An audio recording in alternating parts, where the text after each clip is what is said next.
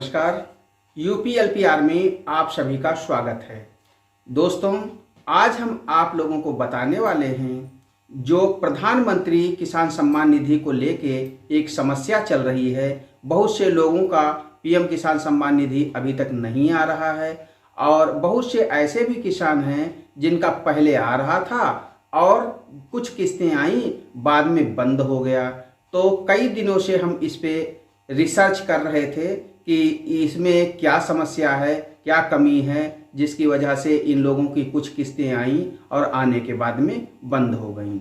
तो दोस्तों, अभी कुछ दिन पहले केवाईसी करवाई गई थी, लेकिन ऐसा प्रतीत हुआ है कि अभी तक जो किस्तें आई हैं वो केवाईसी के अनुसार अभी तक नहीं आई हैं। अभी तक उसी मोड में किस्तें दी गई हैं जैसे पहले आधार मोड में दी जाती थी, यानी आधार के द्वारा ट्रांजैक्शन करके किस्तें प्रदान की गई हैं। तो यहाँ पे क्या समस्या है?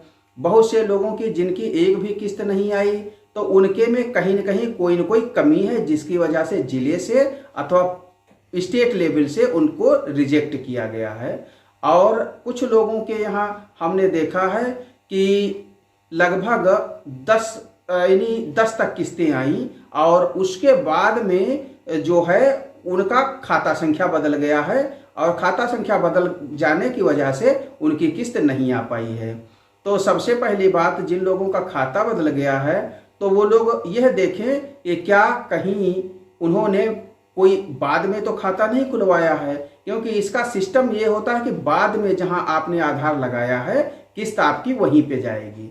उसके बावजूद भी अगर ये उनकी किस्त नहीं आ रही है तो सबसे पहले इधर उधर घूमने के बजाय सबसे पहले कंप्यूटर सेंटर पे जाएं और वहां पे स्टेटस चेक करें, यानी बेनिफिशियरी स्टेटस चेक करें कि आपके फार्म की स्थिति क्या है। क्योंकि आज मैंने कई लोगों के फार्म चेक किए जिसमें यह था कि पहले तो उनकी किस्तें आई, लेकिन बाद में उनका किन्हीं कारणों से खाता बदल गया है। लेकिन वह किसान कह रहे हैं कि हमारा दूसरी जगह पे खाता ही नहीं है, यानी जो बैंक इसमें दिखाई गई है उस बैंक में खाता ही नहीं है, लेकिन उसके बावजूद भी उनका पैसा उनके दूसरे खाते में जा रहा है।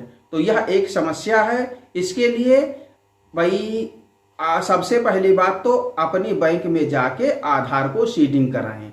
अगर वहां आधार सीडिंग होने में दिक्कत हो रही है तो वो लोग डाकखाने में जाके एक India post bank payment bank में खाता खुलवा दें और बाद में उनका आधार वहां पे लग जाएगा तो इंडिया पोस्ट पेमेंट बैंक में उनकी प्रधानमंत्री किसान सम्मान निधि की किस्त जाने लगेगी। दूसरी बात यह है कि बहुत से लोग जो हैं यहाँ के हमारे क्षेत्र के बहुत से लोग हैं जिनके जब फार्म ऑनलाइन हुए तो वह हासिल मितौली की जगह पे अतरौली लिख गया था। अतरौली लिख जाने की वजह से उनके फार्म रिजेक्ट हो गए थे।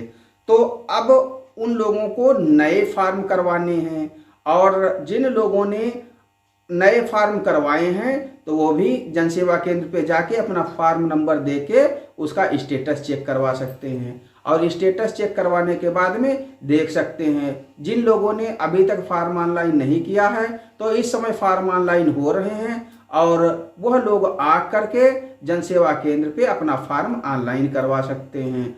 और अगर कहीं पे किसी प्रकार की और भी समस्या है तो इसके लिए जिले पे जाके कृषि अधिकारी से मिल सकते हैं, जिला कृषि अधिकारी से संपर्क कर सकते हैं। वैसे उससे छोटी छोटी समस्याओं के समाधान के लिए हर ब्लॉक पे कृषि रक्षा इकाई होती है, जहां पे एडीओ कृषि से भी संपर्क किया जा सकता है। और वैसे तो भाई सभी लोगों को हम यही राय दे रहे हैं कि सबसे पहले अपना बेनिफिशियरी स्टेटस चेक कराएं और अगर कहीं दूसरी जगह किस्त जा रही है या नहीं जा रही है तो सबसे पहले महत्वपूर्ण कार्य है आधार का सीडिंग कराना।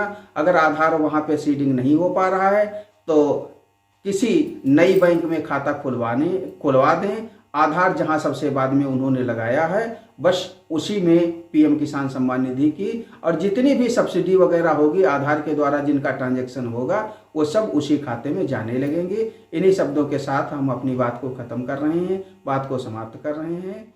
जय हिंद।